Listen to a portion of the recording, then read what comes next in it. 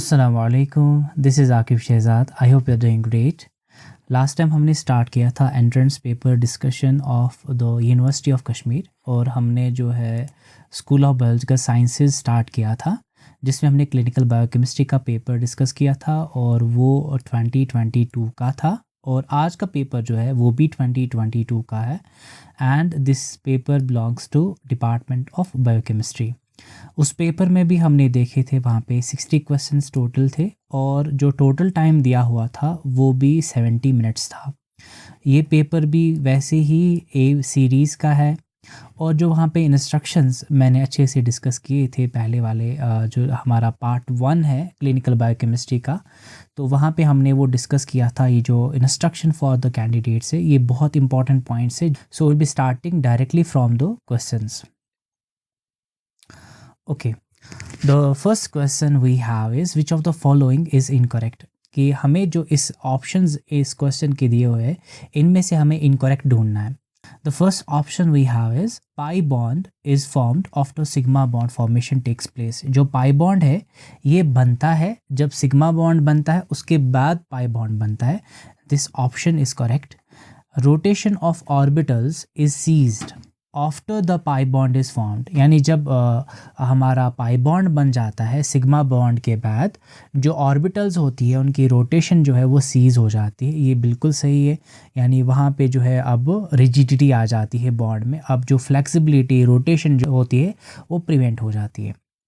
Pi bond is more stable then sigma bond. जो pi bond होता है वो सिग्मा बॉन्ड से ज़्यादा स्टेबल है due to multiple contacts of the orbitals, यानी वहाँ पे जो है हमारा जो पाई बॉन्ड होता है वो ज़्यादा स्टेबल है सिग्मा बॉन्ड से। ये ऑप्शन जो है बिल्कुल गलत है, क्योंकि हमारा जो स्ट्रॉन्गेस्ट बॉन्ड होता है वो होता है हमारा सिग्मा बॉन्ड, क्योंकि उसी में ज़्यादा मल्टीपल कॉन्टैक्ट होते हैं ऑर्बिटल्स के। प्लस जो पाई बॉन्ड और सिग्मा बॉन्ड ये दोनों के दोनों कोवेलेंट बॉन्ड्स होते हैं। All alkynes exhibit sigma bond formation. हाँ, ये सारे के सारे सिग्मा बॉन्ड बना सकते हैं और बनाते हैं, तो हमें इनकरेक्ट ढूंढना था। इस हिसाब से हमारा सी पार्ट जो है वो इसका सही ऑप्शन जाता है। Question 2, following elements are arranged in increasing order of their electronegativity. Okay, इसको हम हाईलाइट करते हैं। ये जो एलिमेंट्स है इनको अरेंज किया गया है increasing order of their electronegativity. Pick up the correct order of elements arranged by their electronegativity, यानी हमें जो ये अरेंजमेंट दिया हुआ है option A B C and D, इसमें हमें देखना है ऑर्डर जो है वो हमें इंक्रीजिंग ऑर्डर होना चाहिए, यानी सबसे पहला जो होगा वो सबसे लीस्ट इलेक्ट्रोनेगेटिव होगा और सबसे लास्ट में जो होगा वो सबसे मोस्ट इलेक्ट्रोनेगेटिव होगा। हमें ये पता होना चाहिए कि नेचर में सबसे ज़्यादा इलेक्ट्रोनेगेटिव एलिमेंट जो है वो फ्लोरीन होता है, तो फ्लोरीन टॉप पे होना चाहिए, यानी लास्ट में होना चाहिए, जैसे कि हमारा बी पार्ट दिखाता है। बी पार्ट में सबसे ज़्यादा जो है हमारा फ्लोरीन लास्ट में दिया हुआ है, उसके बाद जो है हमारा ऑक्सीजन है, उसके बाद नाइट्रोजन है और सल्फ़र है, फिर फॉस्फोरस है। ये सीक्वेंस जो है बिल्कुल करेक्ट है, तो इस हिसाब से यही है हमारा increasing order of electronegativity. A pair of molecules that are mirror images of each other but cannot be superimposed one upon the other are called। ये सिंपल एक डेफिनेशन है, यानी दो मॉलिक्यूल्स होंगे वो आपस में एक दूसरे के मिरर इमेजेस होंगे। जो ये मॉलिक्यूल्स है जो आपस में मिरर इमेजेस है ये आपस में एक दूसरे के ऊपर जब इनको डालेंगे तो इस पर इम्पोज नहीं होंगे। जैसे हमारा राइट और लेफ़्ट हैंड होता है, अगर हम सीधे उठाएंगे हमारा राइट और लेफ़्ट हैंड को, इस हमारे लेफ़्ट हैंड को राइट हैंड के ऊपर डालेंगे तो हमारा जो हमारा थंब होता है वो राइट और लेफ़्ट साइड में आ जाएगा, यानी वो आपस में सुपर इम्पोज नहीं होते। ये सिंपल एक डेफिनेशन बनती है, वो बनती है ऑप्शन ए की, यानी एनांशियोमर्स की। एनांशियोमर्स ये वाला क्वेश्चन आप लिख सकते हो, अपने नोट्स में रख सकते हो। एनांशियोमर्स जो होते हैं वो आपस में मिरर इमेजेस होते हैं और ये सुपर इम्पोज नहीं होते हैं। बाकी कन्फॉर्मर्स जो होते हैं इनको फ्रीली रोटेशन होती है, ये डिफरेंट तरह के होते हैं। ऐसे डायस्टीरियो आइसोमर जो होते हैं ये मिरर इमेजेस नहीं होते और इनमें कन्फिगरेशनल चेंजेस होते हैं। ऐसी पोजिशनल आइसोमरिज्म, जो पोजिशनल आइसोमर्स होते हैं इनमें पोजिशंस की वेरिएंट्स होती है। Question 4 we have pick up the weakest and the strongest bond, यानी सबसे पहला हमें वीक वाला बॉन्ड लेना है, उसके बाद हमें स्ट्रॉन्ग वाला बॉन्ड लेना है। तो option 1 we have is ionic bond, ये स्ट्रॉन्ग बॉन्ड होता है। मेटालिक बॉन्ड, ये भी स्ट्रॉन्ग बॉन्ड होता है। कोवेलेंट बॉन्ड, ये भी स्ट्रॉन्ग बॉन्ड होते हैं। उसके बाद जो हमारा फोर्थ और फिफ्थ ऑप्शन है, इसमें जो 2 बॉन्ड्स दिए हुए हैं, van der Waals forces and hydrogen bond, ये दोनों वीक बॉन्ड्स हैं। अब इन दो में से कौन सा वीकेस्ट है वो हमें पहले लेना है। तो वीकेस्ट जो है वो वैन डर वाल फोर्सेस होते हैं। उसके बाद हमें स्ट्रॉन्गेस्ट बॉन्ड लेना है। तो आयनिक, मेटालिक, कोवेलेंट बॉन्ड में से सबसे स्ट्रॉन्ग जो है वो कोवेलेंट बॉन्ड होता है। इस हिसाब से 4 एंड 3, तो हमारा ऑप्शन डी बन जाता है। Question 5 we have is the first step in photosynthesis, जो process of making food by using light, this is done by plants। तो सबसे पहला स्टेप कौन सा होता है? Option A, formation of reduced carbon compounds. पहले कार्बन रिड्यूस हो जाएंगे तो कार्बन कंपाउंड्स ऑर्गेनिक कंपाउंड्स बनेंगे। क्या ऐसा होता है? नहीं। ऑप्शन बी पढ़ेंगे, the excitement of an electron of chlorophyll by photon of light, यानी लाइट का फोटोन आया तो वो क्लोरोफिल पे गया और वहाँ पे जो रिएक्शन सेंटर है वहाँ से इलेक्ट्रॉन एक्साइट हो गया। तो यह ऑप्शन सबसे पहला जो स्टेप है वो यही होता है। फॉर्मेशन ऑफ एटी, ये तो बात की बातें है। ऐसे स्प्लिटिंग ऑफ वाटर मॉलिक्यूल, ये भी बात की बात है। तो हमें सबसे पहला स्टेप पूछा है, इस हिसाब से फोटोसिंथेसिस का पहला स्टेप ऑप्शन बी है। Question 6, the dark reaction is also called, जो डार्क रिएक्शन होती है प्लांट्स में, तो इसको कुछ नाम है वो हमें देखने, इनमें से कौन सा नाम इसका अप्रोप्रिएट है? ऑप्शन ए, बायोसिंथेटिक फेज, ये भी सही है। ब्लैकमैन्स रिएक्शन, इसको ये भी सही है। कैल्विन साइकिल, इसको ये भी कहते हैं। डार्क रिएक्शन के ये तीनों नाम है। इस हिसाब से हमारा ऑप्शन डी सही आंसर है। Question 7 we have is the SI unit, Standard International Unit of Entropy. Entropy means the degree of randomness. ये thermodynamics का concept है। तो SI unit क्या है इसका? Joule per kelvin. Question 8 we have is the most abundant enzyme, जो सबसे ज़्यादा अबंडेंट होता है ऑन अर्थ, रुबिस्को। ये पूरा जो है ये ऐसे क्वेश्चन पेपर दिया हुआ था ऑनलाइन। स्टैंड्स फॉर, यानी जो रुबिस्को सबसे ज़्यादा अबंडेंट एंजाइम है अर्थ की सरफेस पे, सबसे ज़्यादा पाया जाने वाला एंजाइम रुबिस्को है। इसका फुल फॉर्म क्या है? क्वेश्चन पूछ रहा है हमें। Option first is ribose 1,5 bisphosphate carboxylase oxygenase. Ribose नहीं है, राइबुलोस 1,5 बाइसल्फेट कार्बोक्सिलेज ऑक्सीजनेस। इस बाइसल्फेट की वजह से ये गलत हो गया क्योंकि वहाँ पे बिसफॉस्फेट है। राइबुलोस 1,5 बिसफॉस्फेट कार्बोक्सिलेज ऑक्सीजनेस, ये जो है हमारा ऑप्शन सी, यही इसका फुल फॉर्म है। राइबुलोस 1,5 बिसफॉस्फेट कार्बोक्सिलेज ऑक्सीजनेस, ये इसका फुल फॉर्म बनता है ना। क्वेश्चन 9, मैंने पहले वाले सेक्शन में भी बोला था, जो मैच द फॉलोइंग वाले क्वेश्चंस होते हैं सबसे आसान होते हैं। If you know one option among the following, तो आपका 50 या 60% क्वेश्चन हो जाता है एक ऑप्शन को देखिए, क्योंकि आपको सेक्शन ए और कॉलम बी जो है, इन कॉलम्स को आपस में कंपेयर करना है। आपके यहाँ पे इतने पार्ट है और लास्ट में आपको बोलना कि कौन सी सीक्वेंस इनमें से सही बैठता है, कौन सा ऑप्शन रेलेवेंट है और मोर अप्रोप्रिएट है। So let's begin. Column A में हमें सबसे पहला दिया हुआ है the most common way for nitrogen fixation. Nitrogen fixation के लिए सबसे कॉमन कौन सा तरीका होता है? कॉलम बी में हमें दिया डीनाइट्रिफिकेशन, ये वाला मेथड है। नाइट्रोजन ऑक्साइड्स, डीके, fixed nitrogen ammonium, nitrogen fixing bacteria, harmful algal Bloom.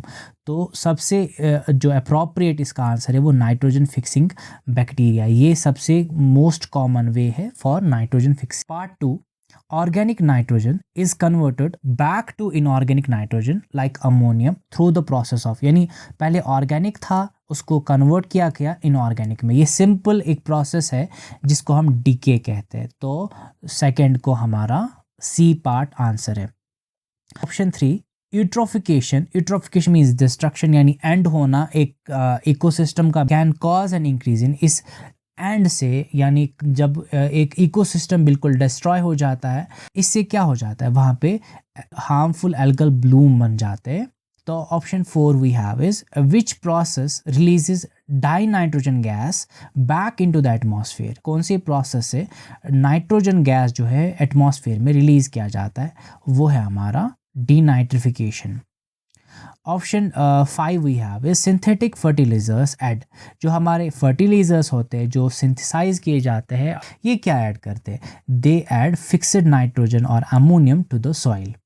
Which of the following is component of acid rain, इनमें से कौन सा कंपोनेंट है एसिड रेन का, वो है नाइट्रोजन ऑक्साइड्स। तो इस हिसाब से अगर हम इनको देखेंगे, हर एक को हमने बोला कि कौन सा किसके साथ मैच करता है, इस हिसाब से हमारा ऑप्शन ए सही है। Question 10 we have is which of the following metals like mercury, lead and chromium, cadmium, arsenic cause gastrointestinal toxicity। यानी ये जो है ये सारे हैवी मेटल्स है, इनमें से कौन सा गैस्ट्रोइंटेस्टाइनल टॉक्सिसिटी कराता है, जो हमारा एलिमेंट्री कैनाल है इसकी टॉक्सिसिटी कराता है। तो हमें याद रखना चाहिए जो हैवी मेटल्स होते हैं ये सारे के सारे हार्मफुल होते हैं। तो हिसाब से हमारा पार्ट सी जो है वो सही आंसर है। Question 11 we have which of the following contributes to global warming, इनमें से कौन सा जो है हमें गैसेस दिए हुए हैं like methane, carbon dioxide, nitrous oxide, तो हमें इनमें से बोलना है कि ग्लोबल वार्मिंग में जो हमारे ग्रीन हाउस गैसेस होते हैं वही तो कंट्रीब्यूट करेंगे। तो इनमें से बोलना हमें कौन सा कंट्रीब्यूट करता है ग्लोबल वार्मिंग में, तो मीथेन भी होता है, carbon dioxide obviously, nitrous oxide, तो ये सारे के सारे कंट्रीब्यूट करते हैं। ऑप्शन डी इसमें सही है। तो question 12 we have is among the following 4 copper dependent enzymes 3 are placed against the enzyme class they belong to, pick up the one which is assigned to the wrong class of enzyme। यानी यहाँ से आपको enzymes दिए हुए हैं और यहाँ से इनका क्लास दिया हुआ है एंजाइम क्लास, तो इनमें से एक जो है रॉन्ग क्लास में रखा हुआ है, तो आपको वो पहचाना है। पहले हम ऑप्शन डी को देखते हैं, ऑक्सीडेज। लैकेज जो है ऑक्सीडेज फैमिली में बिलोंग करता है, ये सही है। हमें रॉन्ग वन देखना है, तो साइटोक्रोम सी ऑक्सीडेज जो हम जैसे हमें इलेक्ट्रॉन ट्रांसपोर्ट चेन वो इलेक्ट्रॉन ट्रांसफरिंग में वहाँ पे काम करता है, ये भी सही है। एस्कॉर्बेट ऑक्सीडेज, तो ऑक्सीडेज की काम करते हैं जैसे विटामिन सी, तो ऑक्सीडो रिडक्टेज फैमिली से बिलोंग करता है, ये भी सही है। तो बी पार्ट हमारा जो है मल्टी कॉपर फेरोक्सीडेज, ये मोनोऑक्सीजिनेज फैमिली से नहीं बिलोंग करता है, तो ये वाला ऑप्शन जो है हमारा गलत है, यानी ये हमें ऑप्शन जो है आंसर है। Question 13 we have is the pathogen of कोविड-19 डिजीज इज, यानी इनमें से जो हमारा कोविड-19 का पैथोजन यानी कोरोना वायरस जो है उसका फुल फॉर्म जो है वो क्या है। Severe acute respiratory syndrome corona virus 1, south Asian respiratory syndrome corona virus 1, severe acute respiratory syndrome corona virus 2, south Asian respiratory syndrome corona virus 2। इनमें से जो ऑप्शन सी है वो सही है, severe acute respiratory syndrome corona virus 2, तो ये इसका फुल फॉर्म है जो डिजीज कॉज करता है कोविड-19। Question 14 which of the following types of vaccines are being tested और यूज्ड अगेंस्ट कोविड-19 डिजीज, यानी कोविड-19 डिजीज़ के खिलाफ कौन कौन से वैक्सीन जो है वो यूज़ किए जाते हैं या टेस्ट किए गए। Messenger RNA vaccine, vector vaccine, protein component vaccine, ये सारे के सारे वैक्सीन जो है यूज़ किए गए इसके खिलाफ। Question 15 D type of amino acids are found in, हमें याद रखना चाहिए जो नेचर में कॉमनली सबसे ज़्यादा पाए जाते हैं वो एल टाइप के अमाइनो एसिड्स हैं।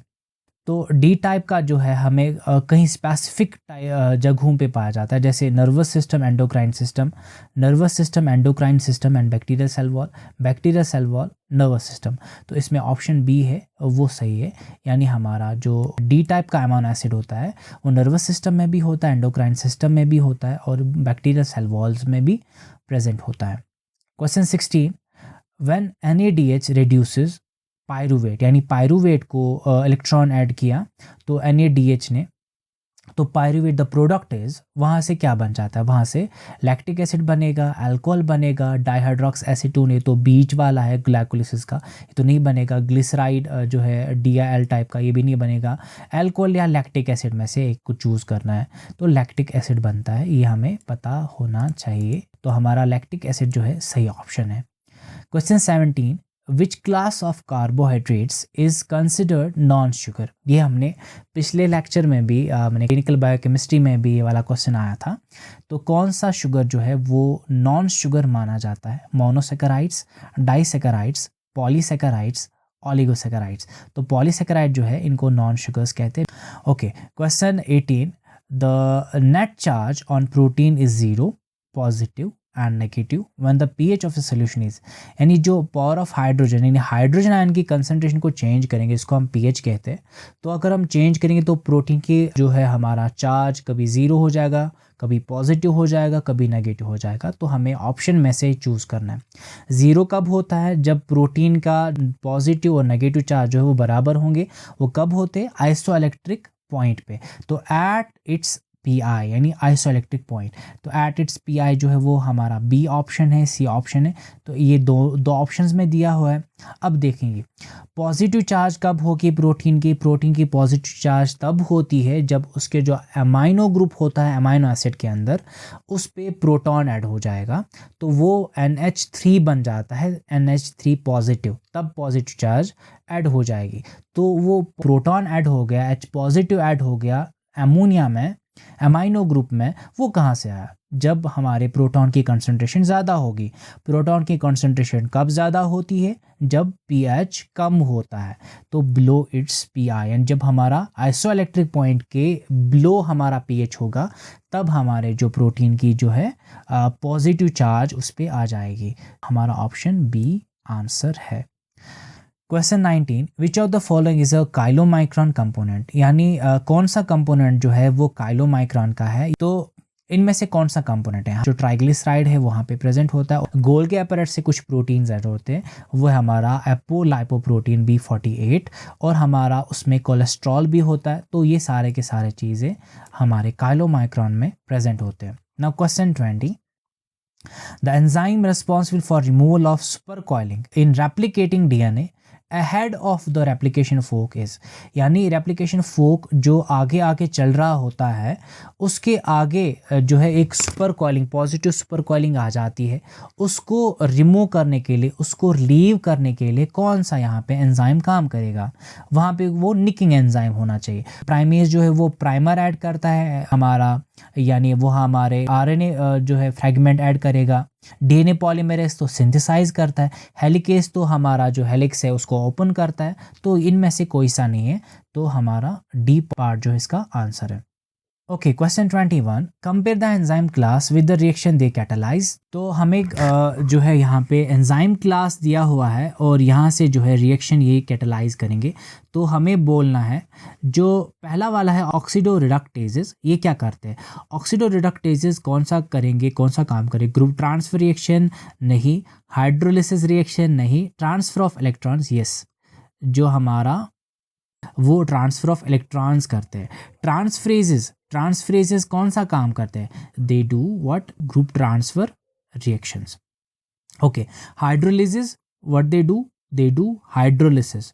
लाइएजेस they add a group on a double bond. Okay, isomerases transfer of group within a molecule, यानी मॉलिक्यूल में ही ग्रुप्स को ट्रांसफ़र करना दूसरी पोजीशन पे, तो दूसरे टाइप का मॉलिक्यूल बन जाता है। लाइगेजेस यानी वो जो है बॉन्ड को बनाएंगे, वहाँ पे ATP का क्लीव भी हो जाता है, यानी formation of bonds by condensation reactions coupled to ATP cleavage. इस हिसाब से जो हमारा जो क्वेश्चन नंबर 21 है इसका जो है हमारा बी पार्ट जो है सही ऑप्शन है। Okay, question 22 we have is reversible inhibition can be. Reversible inhibition जो होता है वो क्या होता है? Competitive, uncompetitive, competitive only, uncompetitive only, competitive, uncompetitive, mixed. तो वो competitive, uncompetitive and mixed inhibition कराता है reversible inhibition. Question 23, high level of acid phosphate are indicators of. जो acid phosphate जो होते हैं ये कब किस कंडीशन में सबसे ज़्यादा देखे जाते हैं? स्टमक कैंसर हो जाए या प्रोस्टेट पेशेंट को हो जाए या brain tumour, none of this. तो हमें ये पता होना चाहिए जो प्रोस्टेट कैंसर में जो है हमारा प्रोस्टैटिक एसिड फॉस्फेट जो है ये प्रोड्यूस किया जाता था। ये प्राइम मार्कर माना जाता था पुराने ज़माने में। आज बहुत सारे मार्कर्स इसके लिए यूज़ किए जाते हैं। तो वहाँ पे प्राइम मार्कर जो माना जाता था वो है PAP यानी प्रोस्टैटिक एसिड फॉस्फेट, यानी प्रोस्टेट डिजीज़ में जब प्रोस्टेट कैंसर हो जाता था उसमें ये रेज हो जाता था। ये कैसे रेज हो जाता था? जब प्रोस्टेट ग्लैंड को कैंसर होता था वहाँ से मेटास्टेसिस हो जाती थी, वो जो सेल्स ट्रांसफ़र हो जाते थे हमारी बोन्स में, वहाँ से एसिड फॉस्फेट की लेवल जो है ब्लड में रेज हो जाती। तो वो फिर प्राइम मार्कर होता था कि प्रोस्टेट कैंसर हुआ है। Question 24, which of the following can bind to heme, इनमें से कौन सा हीम यानी जो हमारे हीमोग्लोबिन का पोरफायरिन रिंग के अंदर पार्ट होता है, तो उसको कौन सा इनमें से गैस बाइंड करेगा? ऑक्सीजन बाइंड करता है, कार्बन मोनोऑक्साइड बाइंड करता है, नाइट्रोजन ऑक्साइड। तो इनमें से हम देखेंगे तो सबसे ज़्यादा एफिनिटी जो है कार्बन मोनोऑक्साइड की है। ओके, तो ये सारे के सारे बेसिकली बाइंड करते हैं, तो इस हिसाब से ऑप्शन डी जो है वो सही है। Which of the following enzyme catalyze the rate limiting step in pentose phosphate pathway PPP? तो इसमें सबसे ज़्यादा जो रेट लिमिटिंग स्टेप जो है इसमें मानेंगे ट्रांसकीटोलेस है, ग्लूकोज 6 फॉस्फेट डिहाइड्रोजिनेस है, ट्रांस एल्डोलेस है, या फॉस्फोग्लूकोनेट डिहाइड्रोजिनेस है। तो ग्लूकोज 6 फॉस्फेट डिहाइड्रोजिनेस जो है वो रेट लिमिटिंग स्टेप होता है पेंटोस फॉस्फेट पाथवे का। The urea cycle is linked to, urea cycle जो है वो किस चीज़ के साथ या किस साइकिल के साथ, किस पाथवे के साथ लिंक्ड होता है? Citric acid cycle, glycolysis, pentose phosphate pathway, beta oxidation.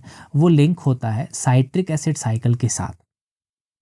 How many ATP molecules are produced in a citric acid cycle for every glucose molecule, यानी ग्लूकोज मॉलिक्यूल जो वो स्प्लिट हो जाता है, 2 पायरुवेट निकल जाते हैं, ओ ए के साथ मिलके हमारे क्रब साइकिल में चले जाते हैं, यानी साइट्रिक एसिड साइकिल में चले जाते हैं, तो लास्ट में हमारे जो है कितने हमारे एटीपी मॉलिक्यूल्स बन जाते हैं?